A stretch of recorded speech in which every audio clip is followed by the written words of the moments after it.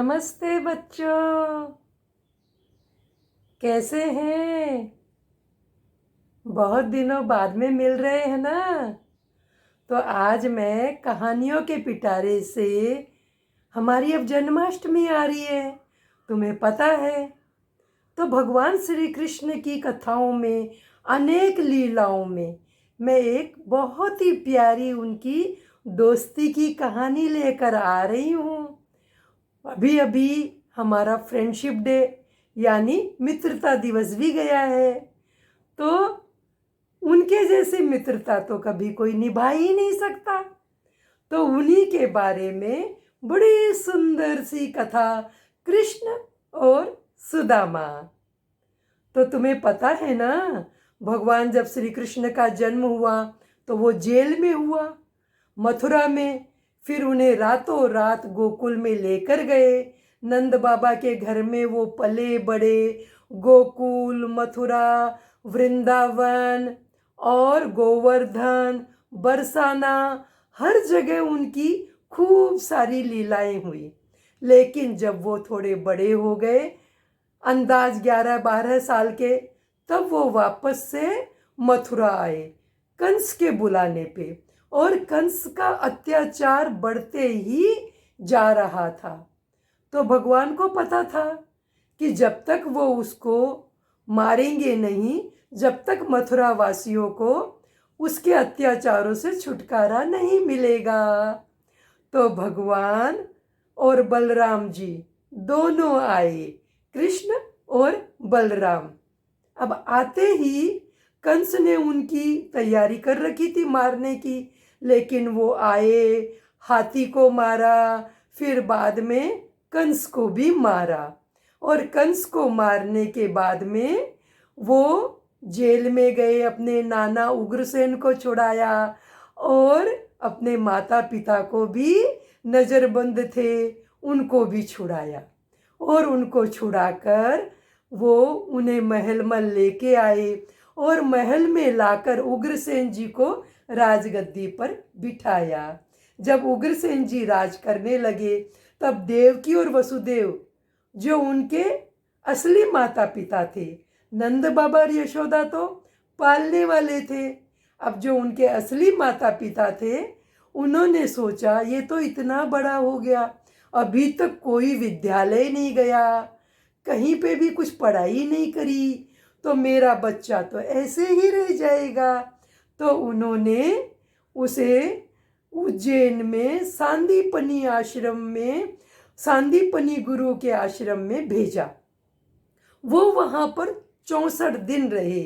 और 64 दिन में मतलब 64 डेज और 64 कलाएं, जो हमारे जीवन के सबसे बड़ी, जो जिसको जितना ज़्यादा आ सकता है वह 64 कला ही होती है, वो उन्होंने सीख ली। अब क्या हुआ, वहाँ पर उनका मित्र बना सुदामा, एक गरीब ब्राह्मण बालक था। अब दोनों बालक बालक उनकी प्रगाढ़ मित्रता हो गई। और शुरू से ही सुदामा जी भगवान का रात और दिन भजन, पूजन, जप, ध्यान करते थे। तो वो बहुत बड़े ब्रह्म ज्ञानी हो गए। छोटी सी अवस्था में ही उन्हें सारा ब्रह्म ज्ञान हो गया। अब एक बार क्या हुआ, लकड़ी लानी थी, बिल्कुल लकड़ी नहीं थी आश्रम में। तो माता सांदीपनी जी की जो पत्नी, जिनको वहाँ पे गुरुवानी बोलते थे, उन्होंने बोला कि बच्चों जाओ लकड़ी लेकर आओ, लेकिन बरसात बहुत है, सूखी सूखी लकड़ी लाना। उन्होंने कृष्ण और सुदामा को भेजा। अब उनके पास में चने की पोटली थी। वो चने की पोटली एक्चुअल में या असली में शापित चने थे वो। अब सुदामा जी को तो ब्रह्म ज्ञानी, उन्हें पता चल गया। उन्होंने फिर भी वो चने की पोटली ले ली। दोनों मित्र गए, लकड़ी काटी, लकड़ियों का गट्ठा बनाया और उतने में बहुत भयंकर बरसात आ गई। अब बरसात आ गई तो सुदामा जी बोले, मित्र मैं इस झाड़ पर चढ़ जाता हूँ, पेड़ पर, और तुम दूसरे पेड़ पर चढ़ जाओ। और हम दोनों वहाँ बैठ जाते हैं। और सुदामा जी अपने पास में चने की पोटली लेकर चढ़ गए। अब कृष्ण जी बोले, मित्र सुदामा, मुझे बहुत भूख लगी है, क्या मैं तुम्हारे पास आ जाऊं और वो चने खा लूं? थोड़े तुम और थोड़े मैं, हम दोनों मिलकर खा लेंगे। तो सुदामा जी ने कहा, नहीं नहीं कृष्ण, तुम वहीं रहो, मैं जब थोड़ी बरसात रुकेगी ना तब मैं आऊँगा तुम्हारे पास, हम दोनों मिलकर खा लेंगे। अब उन्होंने सोचा, यदि ये कृष्ण जो ये चने खा गया और ये किसी ब्राह्मणी के श्राप लगे हुए चने हैं, और यदि ये खा गया तो ये दरिद्रता के चने हैं, मतलब गरीबी के चने, मैं इसे नहीं खाने दूंगा। और उन्होंने धीरे धीरे अपने आप खा लिए।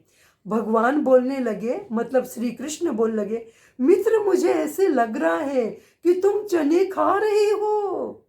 बोले, नहीं नहीं मित्र, तुम्हारे बिगर मैं कैसे खा सकता हूँ? अरे जब तुम आओगे तब हम मिलकर खाएंगे। और धीरे धीरे वो सब चने खा गए। अब दूसरे दिन वो आए, लकड़ी लेकर आए। सुदामा जी को अंदर से बहुत ग्लानि हो रही थी कि मैंने मित्र को बिना बताए सब चने खा लिए।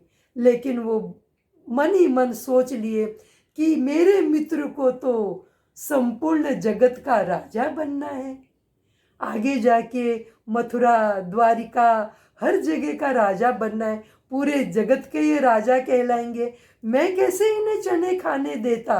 अंदर ही अंदर श्री कृष्ण भी समझ गए। अब दोनों अपने अपने घर आ गए।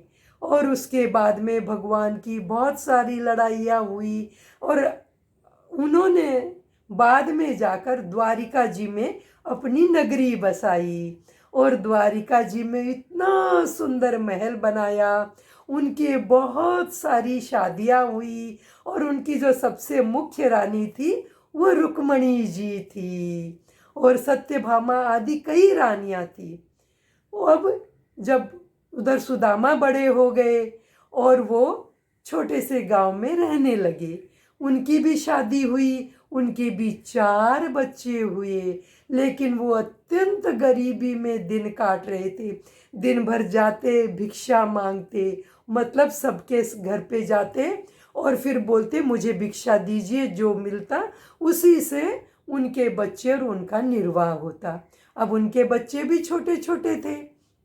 वह क्या हुआ, जब वो बहुत भूख से व्याकुल होने लगे और उनकी पत्नी को पता था कि श्री कृष्ण इनके मित्र हैं, जो अभी द्वारिकाधीश कहलाते हैं, जो द्वारिका के राजा हैं, और पूरे जगत में उनके समान कोई राजा नहीं है, तो वो रोज बोलती, मित्र के पास चले जाओ, आप जाओगे उनसे मिलकर ही आ जाओ, उन्हें कुछ मत कहना, मत मांगना, आपकी इच्छा नहीं है ना, मत मांगना, लेकिन आप चले जाओ।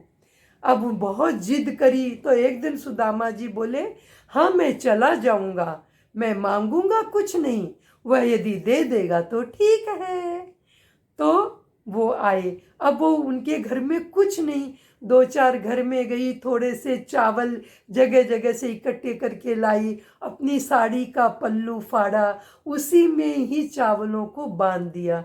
वो बोली, मित्र के घर जा रहे हो, बिना भेंट लिए नहीं जाना चाहिए, मित्र के घर तो कुछ तो भेंट लेकर जाते हैं ना।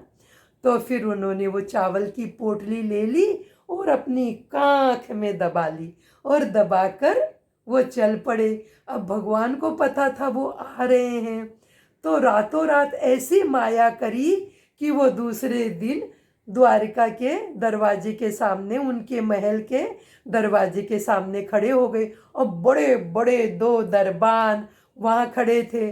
उन्होंने बोला, मैं कृष्ण का मित्र हूँ, मैं सुदामा हूँ, आप उन्हें जाकर इतना सा बोल दीजिए।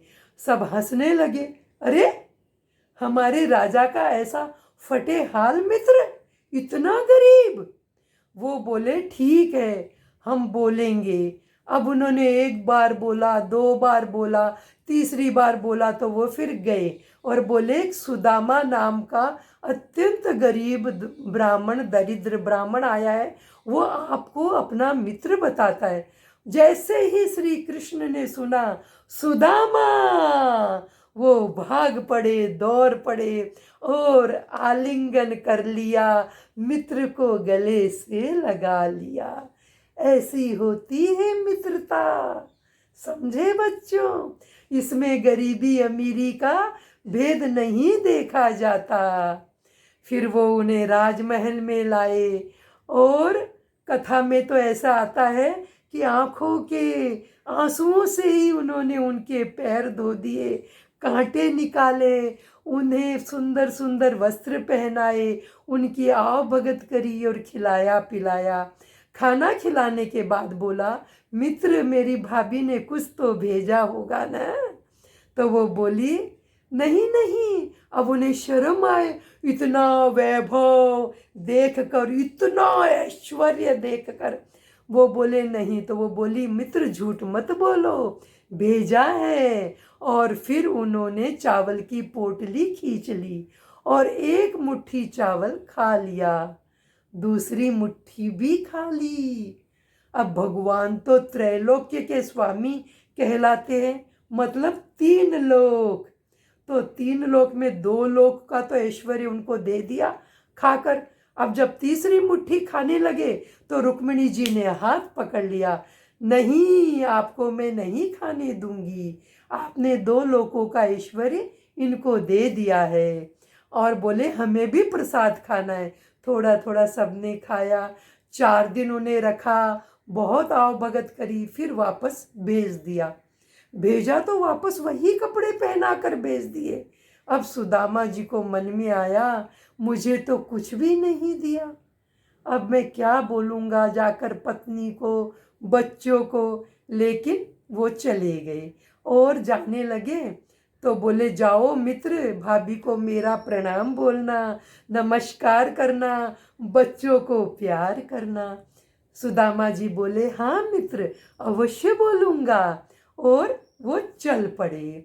अब यहाँ पर भगवान के जो मेन आर्किटेक्ट है ना, शिल्पकार विश्वकर्मा जी, उनको आदेश दिया, रातों रात उनके गांव को सुदामापुरी में बदल दिया और उनके झोपड़े को महल बना दिया।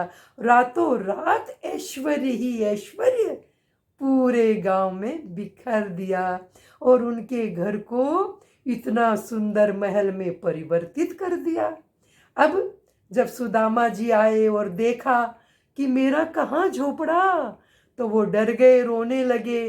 तब उनकी पत्नी ने झरोखे से, मतलब खिड़की से देख लिया, उन्हें लेकर गई अंदर। तब उन्हें पता चला कि मेरे मित्र की कितनी बड़ी कृपा, और उस कृपा के फलस्वरूप आज मुझे इतना ऐश्वर्य दे दिया। बिन मांगे मोती मिले, मांगे मिले न भीख। तो भगवान ने तो बिना मांगे ही ऐश्वर्य लुटा दिया। अब वो ऐश्वर्य आ गया उनके पास, लेकिन उन्होंने भगवान का भजन नहीं छोड़ा। रात और दिन प्रभु का भजन किया और सबको खूब दान पुण्य किया, सुखपूर्वक रहने लगे। तो बच्चों, हम इससे क्या सीखते हैं?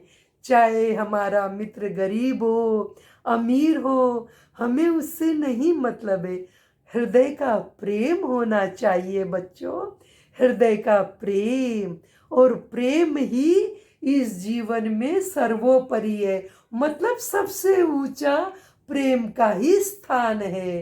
तो बच्चों, कैसी लगी ये कहानी मित्रता की, कृष्ण और सुदामा की? तो बच्चों, अच्छी लगी तो जल्दी से जल्दी लाइक करो, सब्सक्राइब करो, कमेंट्स में लिखो बच्चों क्या क्या आपको सुनना है, और इस कहानी को सबको सुनाओ। तो बोलो बच्चों, जय श्री कृष्ण।